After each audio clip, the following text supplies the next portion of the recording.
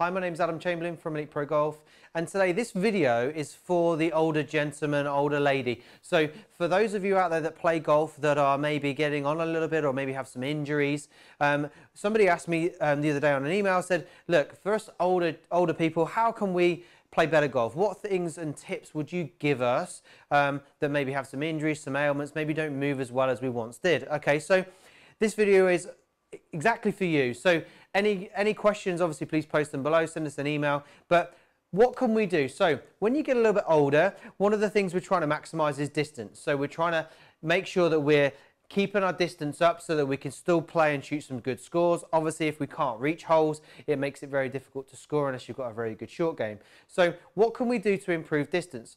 And how can we create distance? So one of the keys we will need to talk about is how do we create power or energy? Now, obviously, the first things is our wrists. Do our wrist functions properly? This can be within your grip, making sure the grip is within our fingers so that our wrists can go. Now, if you're somebody who has a limitation with your hands or fingers, then this may be slightly different for you. So if I'm happy with my grip, I've played with this grip for years, so we're going to leave the grip alone. So we're going to make sure that we create a little bit more of a longer arc. Now, how can we create a longer arc? Now, you're definitely not going to see this on YouTube very often because this is really, really out of the box. Now, we have in our golf swing, we have our wrist as a lever. We have our arm swing as a way to create power. We have our body turn and we have our weight shift from side to side or pressure shift. That's how we create energy. They're the energy sources that we have within the golf swing. But how can we create an extra lever? Now, if you think about it, our wrists work up and down like this, our arms all kind of swing like this, and everyone says keep the arms straight. We're going to encourage you to bend the arm. I'm going to encourage you to bend your left arm or your lead arm this way. So we're going to encourage our arms to bend. Why? Because this action here will create an extra lever source or extra power and some more whip in the golf club. So don't try and keep your arms straight. Let these arms soften, help you create, if you've only got a small turn, it's going to help you create a much longer arc, get this club up to the top of the swing and help you create some more potential energy. Okay, so that's definitely something you should look at. Bending your arms will help you create a longer arc, will create a little bit more of that whip at the bottom, and it's definitely something you should consider. Okay, so how can we move our body better? So maybe we're not as flexible as we once were. Now, one thing's for sure is definitely a wide stance. As you get older, it makes it more difficult to turn, creates more resistance in the lower half. So narrow the stance up a little bit. This is definitely going to allow us to move a little bit better. Other things we can do is we can flare our feet open a little bit more. The more we turn our feet open, this can allow our hips flexors to open and to work better. Okay, so this is another thing to consider. Obviously, if we have a new hip or some different ailments, please seek advice before you do this, but something that we could do. So a little narrower stance, flare our feet out a little bit, allows us to turn. Now, how can we kind of move our weight? Now, one thing I would definitely ask you to do is if we struggle for flexibility and this is all the turn we've got to kind of here, then definitely lengthening our arms is going to help. But how can we move our weight better? Well, I would let your front foot come off the ground.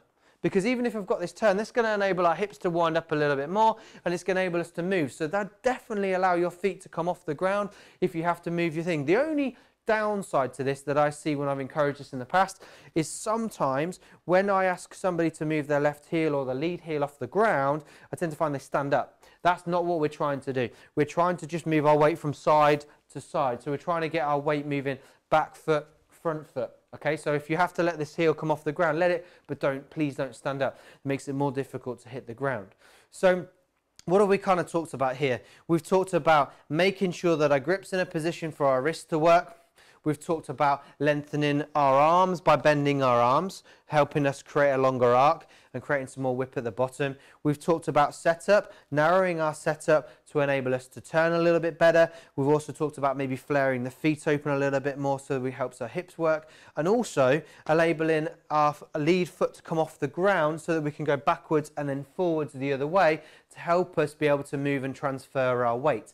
Now, these keys are really going to help you with what you've already got. Now, final thing for this video, for the older person, I'm going to put out there, if you have a chronic, and I mean slice to the right, hook to the left, your ball is curving an awful lot, you are losing potential distance. So if that is something that you are doing, you need to try and straighten that up, because there's no doubt if you can hit the ball squarer at impact, hit the ball a little bit straighter, your potential for distance, for carry, for control on the green, you know, a ball that's curving a lot is sometimes harder to stop on the green. So look at that. Now, what would I look at if I was trying to do that? I would definitely be looking at a couple of things. If you're not going to change your grip, if you've played with that grip for years and you're a big slicer of the golf ball, I'm going to say to you, why on earth would you want the club face square at impact? Okay, so if you're a big slicer of the ball, I want you to turn that club face in 10, 15, 20 degrees, then put your normal grip on it. Okay, oh yeah, but it looks funny. I get that all the time, right? So I don't really care how the club face looks at address, because this little white thing, this golf ball, doesn't care who you are. It only cares about how you deliver that golf club at impact. So if you can deliver that club face square at impact, that ball will behave. It never lies, unfortunately. I wish it would sometimes, and do as it's told. But if you're a big curver, slicer, hooker, you know, look at your club face alignment at address. If you're not willing to change your grip, use that as a way for you to control your ball at impact. Use these tips and hopefully it's going to help you play better golf. If you want any advice at all, please comment below, or obviously send us an email and we're happy to help. And if anybody else wants anything to cover in the coming weeks, looks like we're going to be back on the 29th of March. Whether that's 2 balls, 4 balls, we're not quite 100% sure yet, waiting for confirmation from England Golf. Look forward to seeing you all soon. We'll post some videos with any of the content that you would like us to talk about. Take care and we'll look forward to seeing you soon.